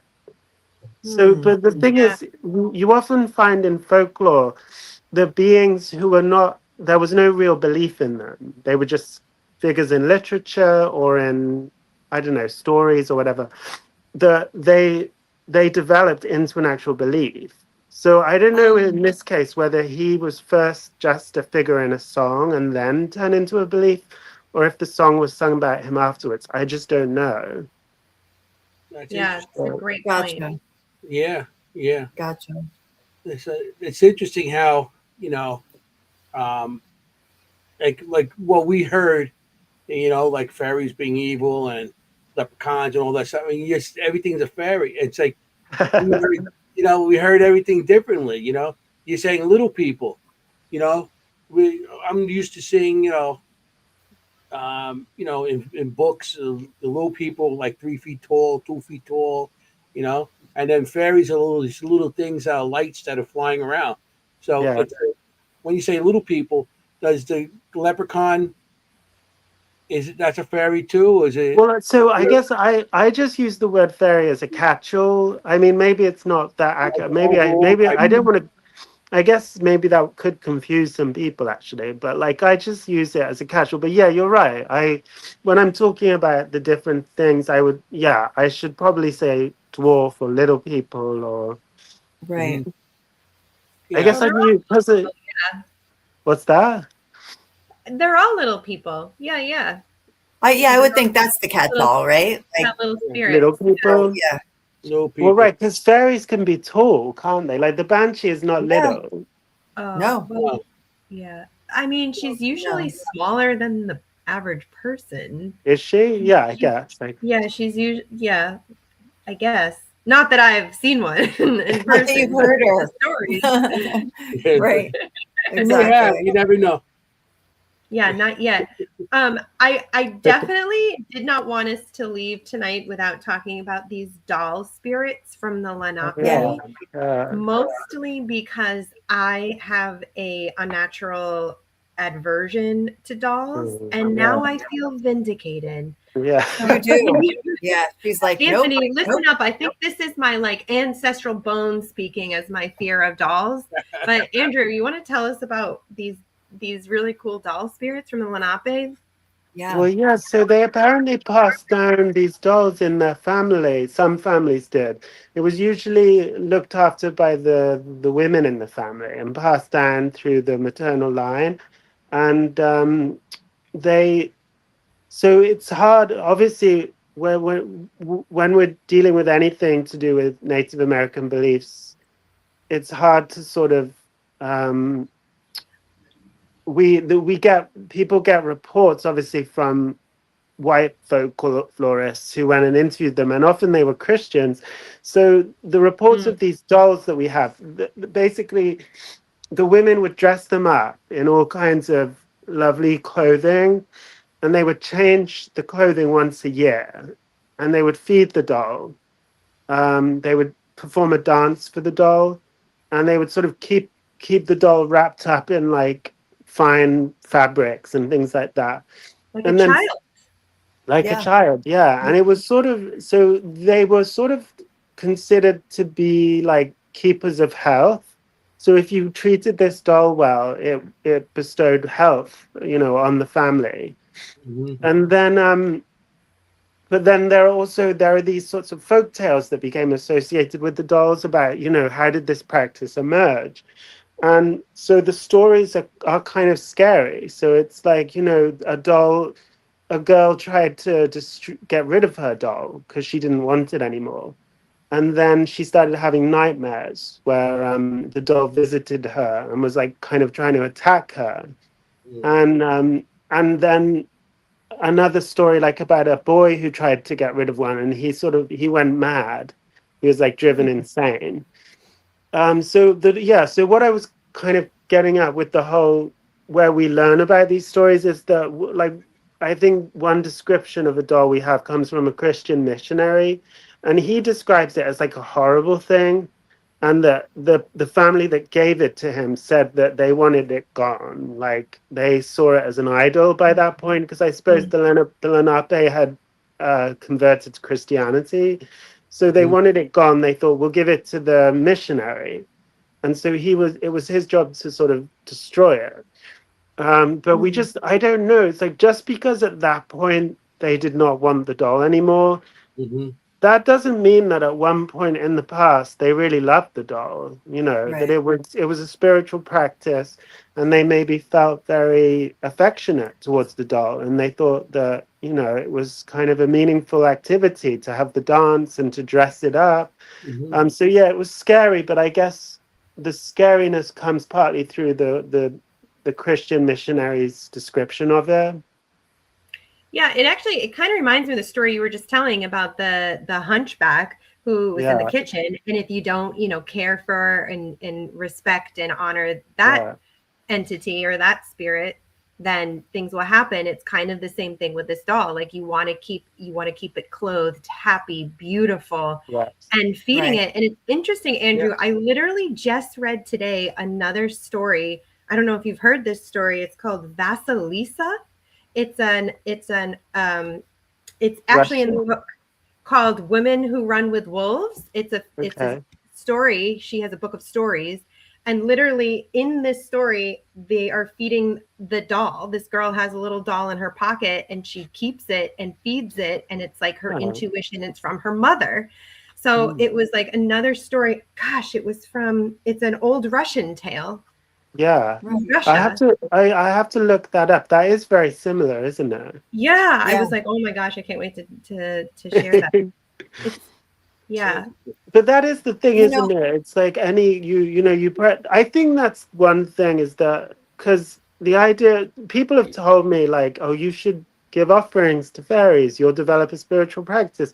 And I guess that is the fear. I feel like if you're gonna do it, if you're gonna do a spiritual practice, you have to commit to it. Because 100%. yeah, Yeah. because if And you yeah, don't, it's like I don't know. I don't want anything bad to happen.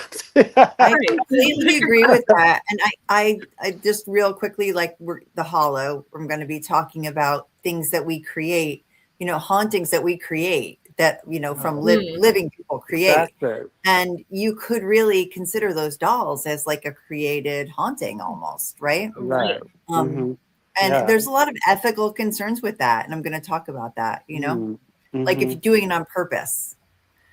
It's different if you have a teenage girl who's creating like this poltergeist activity. That's not on purpose. But if you are purposely, imbuing this doll with, right, like a spirit of its own, there's some ethical things there, I think. Well, it's powerful, isn't it? And it's kind of once you start doing that, Yeah. you're How do you kind of control it?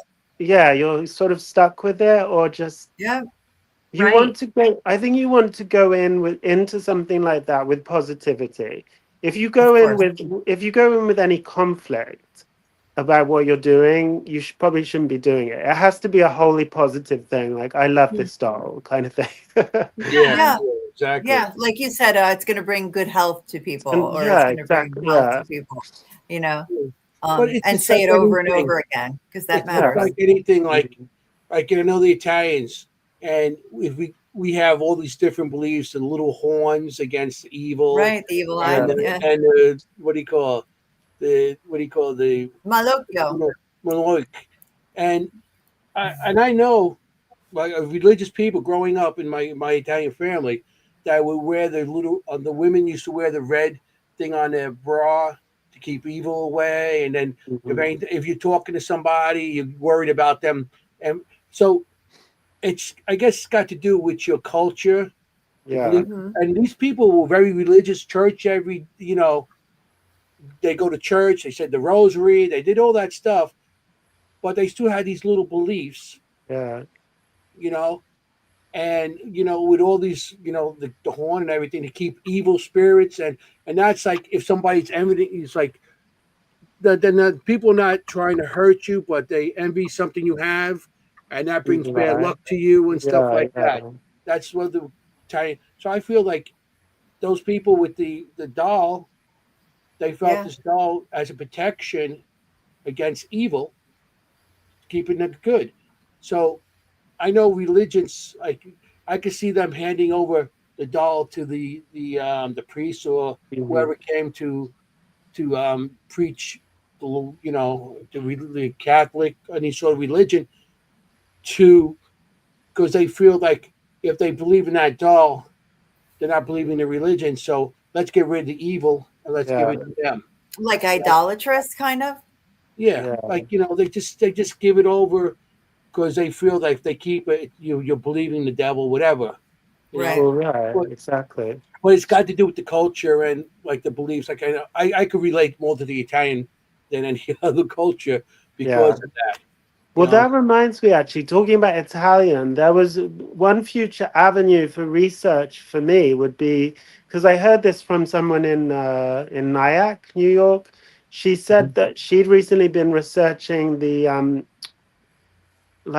entries in records of the sanitariums that were in New York for people who had tuberculosis, Yeah. and the doctors would write in these in their notes that they visited Italian immigrants in New York City, and they had to tell them that you have to have your windows open at night because tuberculosis is spreading everywhere. Got to keep your windows open. But they didn't want to have their windows open because they said that evil spirits would come in at night, and that's what was causing the tuberculosis. So, Oh so my goodness. it's quite similar to fairies, I think. Perhaps the Irish view of fairies causing disease and things like that. So Yeah. yeah, I don't know. Oh, That's yeah. So I mean, the culture might not just start. I mean, it could have been all over Europe. It could have been all that. You know, it doesn't Yeah. have to maybe started in Ireland or Scotland. Maybe they took it to another level than the other countries. Because I know Italians have all kinds of traditions, all kinds of superstitious and everything yeah. else. So so maybe it was a fairy. Maybe they're calling it something else. Each culture, each religion, each nationality might have the same thing, but they call it something different. It is all very similar all over Europe, I'd say. Mm. But Yeah. was the thing that you find scary, Kim, about the doll is that sometimes they would get the doll out of the bag, and they would see out of the box, and they would unwrap it from all these fabrics, and they would see like Oh, burrs no. from trees or from the woodland Like, stuck where to the has she been? clothing. Where Like, where is she going? Well, I Wow. just don't like dolls in general, and I don't really Yeah. know why. I never have. If I've never, even as a kid, I never had a doll, Yeah.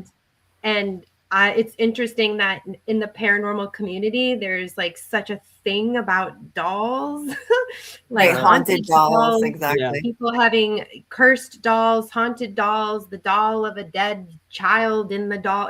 So Well, I was just so validating for me to be like, wow, there really is this very ancient practice from our land where we are, where I live here, that has this kind of story and history about creating these dolls in effigy, but like really honoring right. these and creating them as like a child that you care for. And that, like, so it actually has some origin of creating and imprinting a spirit into a doll. Do you know what I mean? Like, right, this is, yeah. that's how old this practice is. Mhm. So is that why we believe it now? Is because, like, where did that come from? You know what I mean? Like, where Yeah.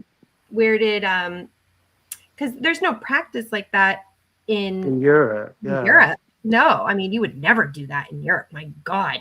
Yeah. No. Like, Well, we No. got time for one more question because we're getting down to the 2 hour mark. Oh my gosh, that went so fast. Yeah. Somebody Yeah. What asked, about Mary trolls? Beth That's asked about trolls. ooh. Well, yeah, I haven't really researched trolls much, but there is a troll story from Somerville, Massachusetts. There was Ooh. Hall Avenue, which actually Sam lived literally right opposite this house, and there was this house. It was like 1986, and the basement of this house kept flooding. And the two women who lived there, they sensed like an evil presence at the back of the house behind the bed. And they would wake up sometimes and their bed had like shifted forward by like Oh, 2 feet or something. So Wow. they called in like a psychic. It was this Jewish psychic, like a healer type. I think this person is still alive actually, but she kind of went to the house, and she said that the house was built over an ancient spring, and that a troll like lived in the spring. And so what? the Oh, troll was upset, like that this house had been built on top of it, basically. Mhm. So it was manifesting all of this like negative energy at the back of the house and flooding the basement. So they performed sort of like a ritual where they kind of released the troll back to another dimension or something. It was able to leave, like this, whatever, Mhm. it was trapped.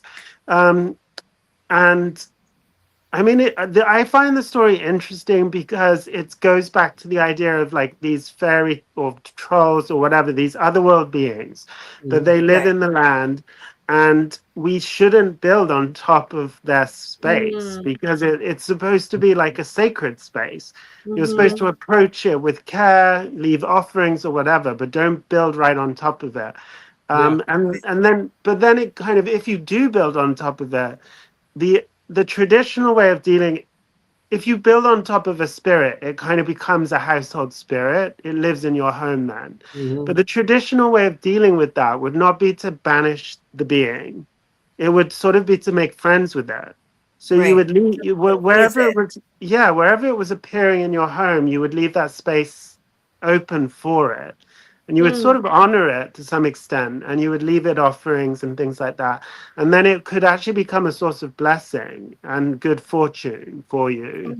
Mhm. But I this healer didn't have that tradition. She had a different tradition where it was like we need to send them away or whatever. But yeah. Yeah. That's So so My interesting. we're my getting to the hour. grandfather. We've got 5 Hold, minutes. hold on, Anthony. Hold on, Anthony. Real quick. My Irish grandfather grew up in Somerville, Mass. Oh wow. I know. And I So live in Somerville, New Jersey. right. He lived in Was Somerville. he? Sam and I always talk about that. Did he We believe want to in make fairies sure. or anything? My grandfather, he did. Yeah, He he did. did. Oh, okay. Yeah, we So would go many out into times. the woods all the time, and he would That's always so talk cool. about well, actually, it's interesting that we talk about trolls. He would tell us about the trolls under the bridges in the woods, Really? and he would Really? tell us about lights and leprechauns and like all that kind of stuff. Yeah, That's he would. Yeah, awesome. he did. I He love definitely that. did. That's great. We really got to. Yeah. We got We Right. 4 want to make minutes. sure that we We talk must about what's How important go. for you. can we get your book? How can the audience know Yeah. where to get your book? And any events coming up? Loved it. New York Fairs. I have a class in Newburgh, if any, coming up in March 16th. If anyone is in the Newburgh area and wants to come along. But yeah, it's the New England Fairies, New York Fairies, and then it's on Amazon, Arcadia Publishing website, or a lot of independent bookstores and Barnes and Noble. So Okay, great. So, and I see you have an event coming up. yeah, that's right. Yeah, in Maryland, Baltimore. I don't know. Ooh. That's going to be fun. Yeah, I don't know if tickets are available or not. That's Yeah. cool. And then, do you have a website, Andrew? Yeah, feriesofnewengland.com. I kind of post blogs and stuff that I didn't get to put in the books. I put in there. Feriesofnewengland.com. Okay. And I look bet at you get the people- Fairies of Northern Appalachia. Yeah, I'm Sorry, excited for that one. what were you going to say? I bet you get people. Oh, I bet you get people emailing you all the time about their own fairy experiences. I kind of do actually. Yeah. I'm so stupid. I should have got a notebook and recorded everything that people told me, and I haven't done it, and now it kind of feels too late. Well, Well, it'll be start there when now. you need it. Yeah. Start tonight. Thanks, Tara. Thank you so much. I mean, so much for being here. I'm really glad that you agreed to come back. I know you didn't feel well. Yeah, thanks for having me. And yeah. sorry about last week. Yeah. Don't even. No, We were Yeah, all. no. I didn't have a voice. Everybody was happy because I Okay. couldn't speak. No, I'm kidding because I talk a lot.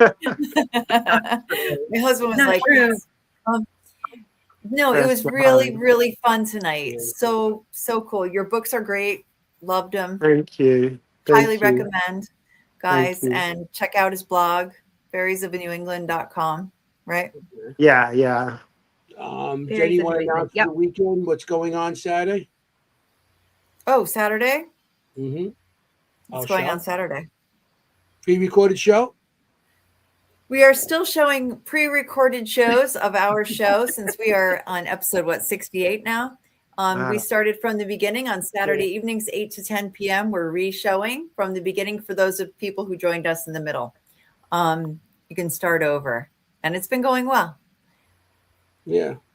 So yeah, Thanks for the announcement, Jenny. Thank you. I'm sorry. Oh, okay. great announcement.